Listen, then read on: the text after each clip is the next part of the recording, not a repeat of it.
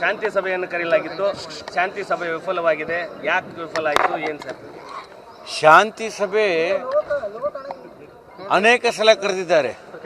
ಶಾಂತಿ ಸಭೆ ಕರೆದಾಗ ಎರಡು ಕಡೆಯಿಂದ ಶಾಂತಿ ಸಭೆ ಆಗಬೇಕಾಗ್ತದೆ. ಅನೇಕ ಸಂದರ್ಭದಲ್ಲಿ ಶಾಂತಿ ಸಭೆ ಆಗ್ತಾವೆ. ಇವತ್ತಿಷ್ಟು ಗಲಾಟೆ ಆಗಿದೆ ಬಾಗಲಕೋಟೆಯಲ್ಲಿ. ಛತ್ರಪತಿ ಶಿವಾಜಿ ಮಹಾರಾಜರ ಮೆರವಣಿಗೆ ಮೇಲೆ ಕಲ್ಲು ತೂರಿದ್ದಾರೆ, ಚಪ್ಪಲಿ ತೂರಿದ್ದಾರೆ, ಅವಮಾನ ಮಾಡಿದ್ದಾರೆ. ಇವತ್ತು ಪೂರ್ಣ ಬಾಗಲಕೋಟೆ ಬಂದ್ ಮಾಡಿದೆ. ಇವತ್ತು IG ಅವರನ್ನು SP ಅವರನ್ನು ಹೋಗಿ ಭೇಟಿಯಾಗಿ ಬಂದೀವಿ ನಾವು. ಇವತ್ತು ಶಾಂತಿ ಸಭೆ ಕರೆದ ನಂತರ ಎಲ್ಲರಿಗೂ ಕೂಡಿಸಿ ಶಾಂತಿ ಸಭೆ ಮಾಡಬೇಕಲ್ಲ. ಮತ್ತು ಒಂದು ಸೈಡ್ ನಮಗೆ ಶಾಂತಿ ಪಾಠ ಹೇಳ್ಕೊಡ್ತೀರಾ ನೀವು? ಶಾಂತಿ ನಮಗೆ ಬೇಕು, ಇನ್ನೊಬ್ಬರಿಗೆ ಬೇಕಾಗಿಲ್ಲ. ಅದಕ್ಕಾಗಿ ಅಲ್ಲಿ ಯಾಕೆ ಕೂಡಬೇಕು ಅಂತ ಹೇಳಿ ಕೇಸಿ ಬಾಯ್ಕಾಟ್ ಮಾಡಿ ಹೊರಗೆ ಬಂದುಬಿಟ್ವಿ.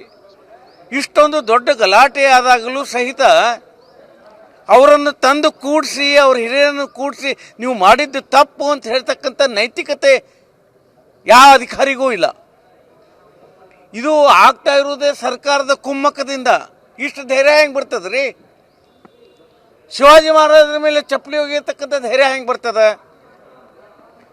ಸರ್ಕಾರ ನಮ್ಮ ಪರವಾಗಿ ಅದ ಅಂತ ಸ್ಪಷ್ಟವಾಗಿ ಮುಸಲ್ಮಾನರಿಗೆ ಗೊತ್ತಾಗಿದೆ.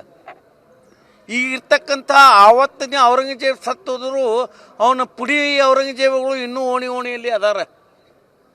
ಇದಕ್ಕೆ ಒಂದು ಶಾಶ್ವತ ಪರಿಹಾರ ಬೇಕಾಗಿದೆ. ಬಾಗಲಕೋಟೆಯಲ್ಲಿ ಲವ್ ಜಿಹಾದ್ ಆಗ್ತದೆ ಹೇಳ್ಕೊತ ಬಂದೀವಿ. ಮೈಕ್ ಹಚ್ಚಿ ಬೇಕಾದಂಗೆ ಹಗಲು ರಾತ್ರಿ ಒದರ್ತಾರೆ. ಕಾಣಂಗಿಲ್ಲ. ಇದು ಬಂದ್ ಮಾಡ್ಬೇಕಂತ ಅನ್ಸಂಗಿಲ್ಲ. ಈಗ ಹೇಳಿ ಬಂದೀವಿ IG ಗೆ, SP ಗೆ ಹೇಳಿ ಬಂದೀವಿ. 200 ಜನ ಮಸೀದಿಯವರು ರಾತ್ರಿ 10 ಗಂಟೆಗೆ ಎದಕ್ಕೆ ಸೇರಿದ್ರಿ? ಯಾವ ಉದ್ದೇಶಕ್ಕಾಗಿ ಸೇರಿದ್ರಿ ನೀವು?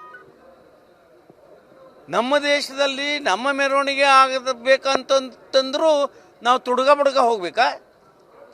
ಮೆರವಣಿಗೆ ಮಸೀದಿ ಮುಂದೆ ಬಂದಾಗ ಪೊಲೀಸರು ಬಂದು ನಮ್ಮ ವಾದ್ಯವನ್ನು ಬಂದ್ ಮಾಡಿಸ್ತಾರೆ, DJ ಬಂದ್ ಮಾಡಿಸ್ತಾರೆ.